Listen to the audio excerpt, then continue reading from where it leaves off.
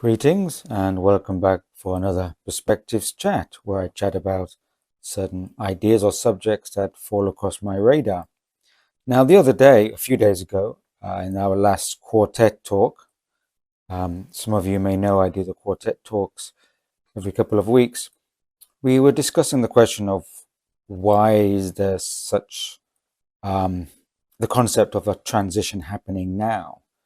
Because obviously there's a coalition of many factors coming together that suggests quite a significant transition. And some of the things I responded to on that question was that first, we should not really consider our trajectory in a linear mode, that we just go for a linear path and that we're always progressing. We shouldn't think that we're always, just because we're going into the future, it's a progression, a development from where we are. Because we know that I've discussed before these cyclic notions of cyclic history, and often after cataclysms or breakdowns. And of course, just because we have a heightened technology, it doesn't mean that technology will be the future of the path we're going on. Sometimes technology can be the actual mechanism for the breakdown of a society, and then there's a re-establishment of that. And there's a science fiction book which kind of talks about that very well, and that is a canticle for Leibowitz by Walter Miller. And that talks about how, again, civilizations, they reach a great apex of technological advancement, and then there's a kind of almost a kind of civilizational breakdown and reset, and technologies are lost. And we've seen that perhaps in past civilizational cycles. And also, I mentioned the idea that there are certain kind of thresholds that humanity and human civilization needs to step through.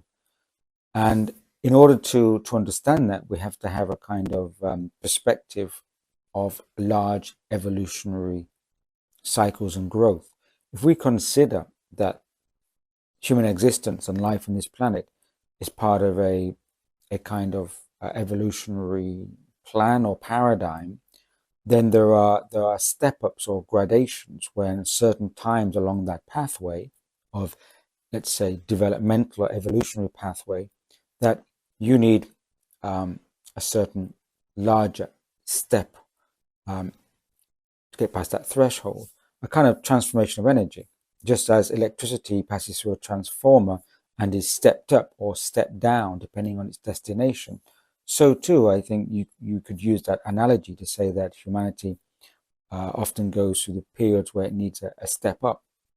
And that has also been used by such philosophers like the Armenian mystic George Ivanovich Gurdjieff in looking at the idea of the octave and the musical scale, whereby in each part of the musical scale you have the octave, which again at the end of the octave it passes to a high octave, and it's a kind of repetition of the same pattern but at a higher degree.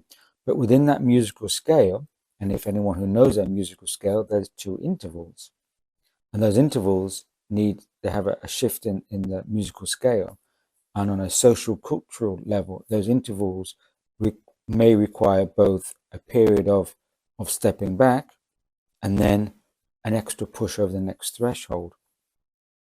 So I want to look at that idea in terms of a certain book that I've pointed to before and mentioned of, and that is the book The People of the Secret by Ernest Scott. And I would highly recommend any interested person to pick up a copy of that if you can. Now, these ideas are indicated in the book. Now, whether you feel that that is a truthful indication or representation is up to the reader. But I think that we should at least entertain and consider these ideas and evaluate them under our own critical reasoning and critical intuition. So I just want to look at a couple of extracts from The People of the Secret, and specifically the first two chapters, which have a lot of indication of socio-cultural historical patterns. In the beginning of the first chapter, there's a suggestion that the author puts forward certain suggestions about recent history, especially the 20th century, and then in larger context. So the first suggestion is that, and I read here, one, that in the first quarter of the 20th century, Western science had not only reached a critical stage, but an impasse, and that simultaneously material possibly capable of resolving the situation appeared unobtrusively from the East. Point two, second suggestion, that this intervention derives from a source superior to and qualitatively different from ordinary intellect. Point three, that similar intervention occurs at critical points in human history and has done so in all cultures and all ages in a form appropriate to the moment.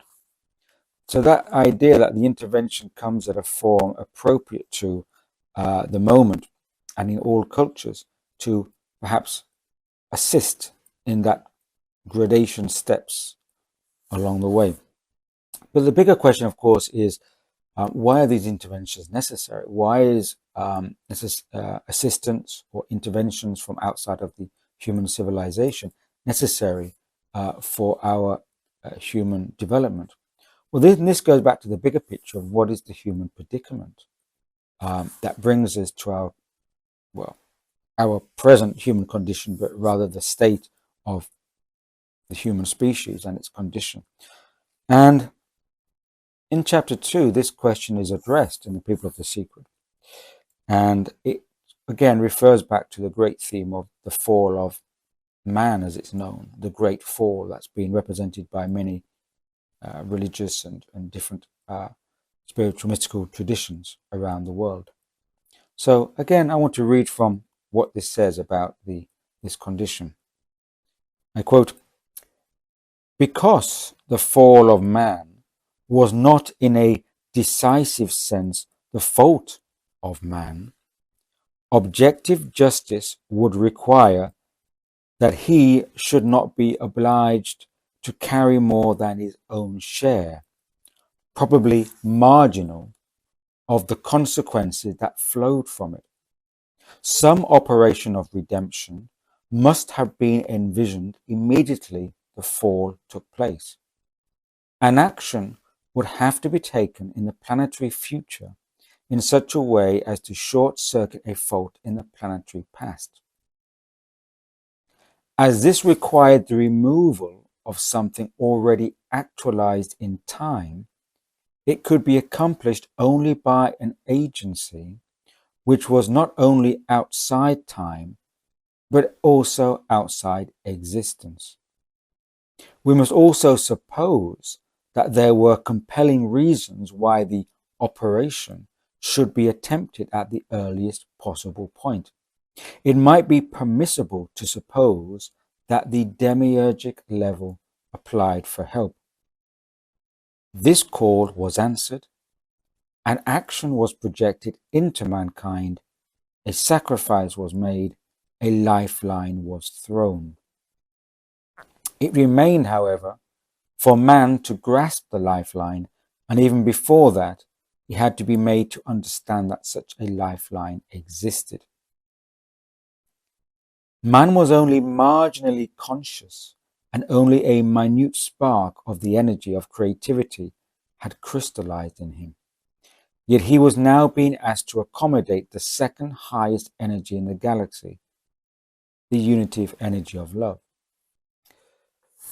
So here the suggestion that there was an action operation taking place or put into operation to assist, to try, like an act of redemption, to come to the call of humankind after the so-called fall, because the causes of the fall were beyond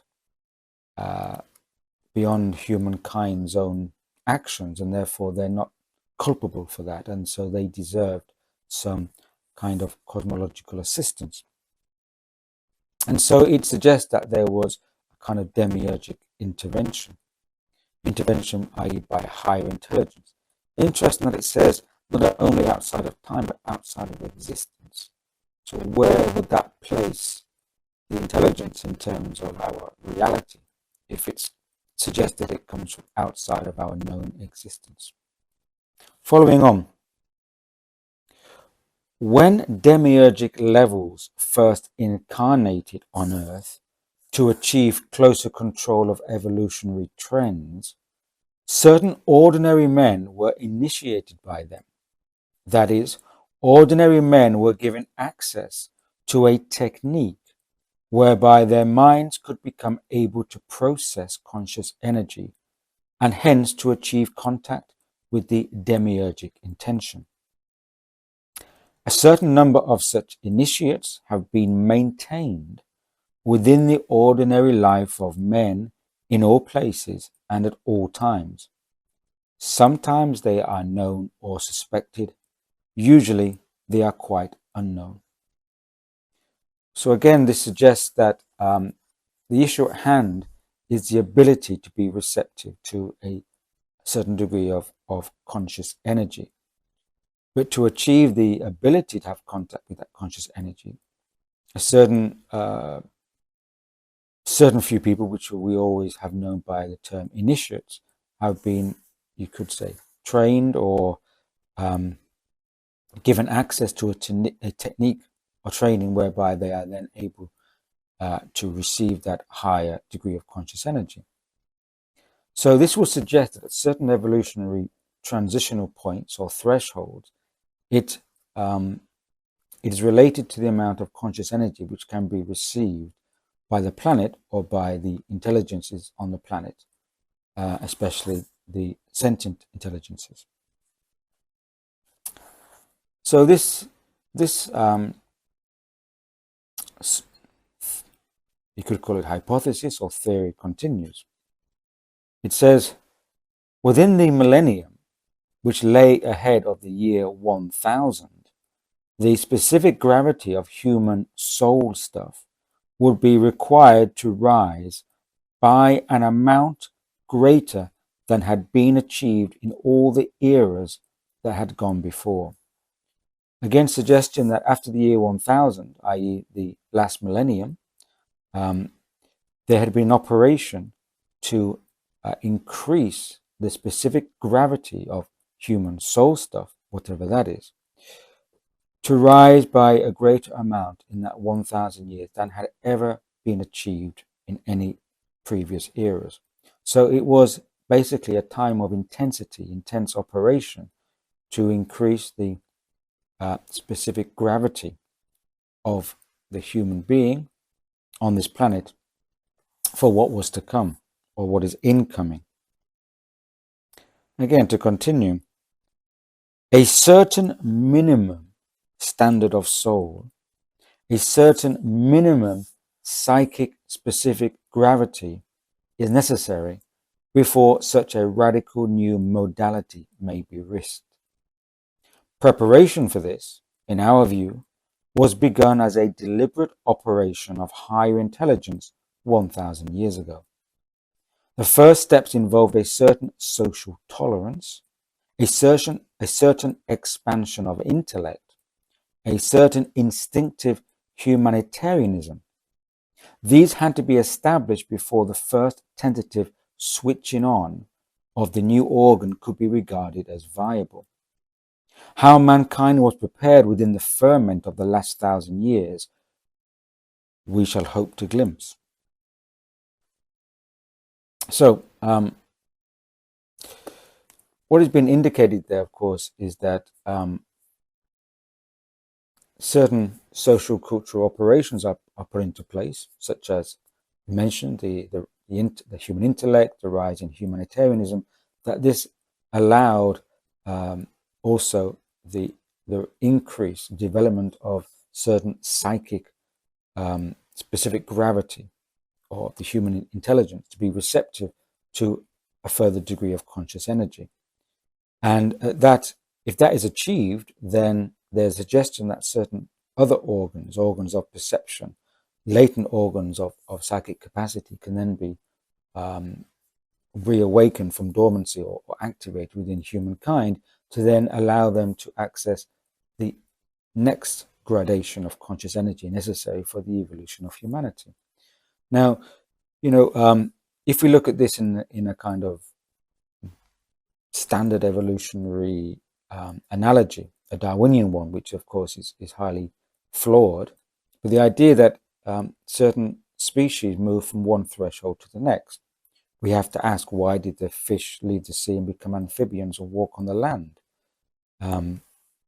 There's a threshold that marks this continuation, and it's quite a sharp degree. And as I've said before, did the philosophy of the fish ever help it to become an amphibian? When you're in a previous state before an evolutionary mutation or mutation of intelligence, it's almost impossible to perceive what the state of intelligence will be at the next stage post evolutionary mutation, unless of course you're being prepared in advance to increase your receptivity of conscious energy. So what I'm putting forward is, according to what's been put in this book, The People of the Secret by Ernest Scott, is that when there's certain periods on this planet that it's necessary to upgrade or increase the capacity to receive conscious energy to help in a developmental pathway.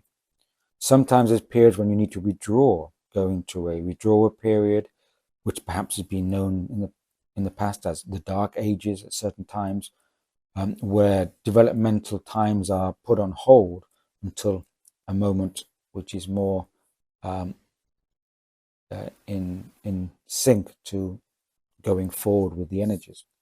So when we're going through a transitional moment, which can be seen as a transformative moment, it's a lot of it will be corresponding with the incoming conscious energies and the preparation that's been in place to be receptive to those energies.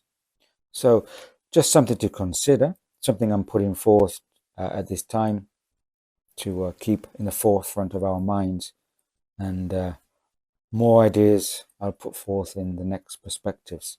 So until then, as always, stay well, stay healthy, and stay grounded. Cheers.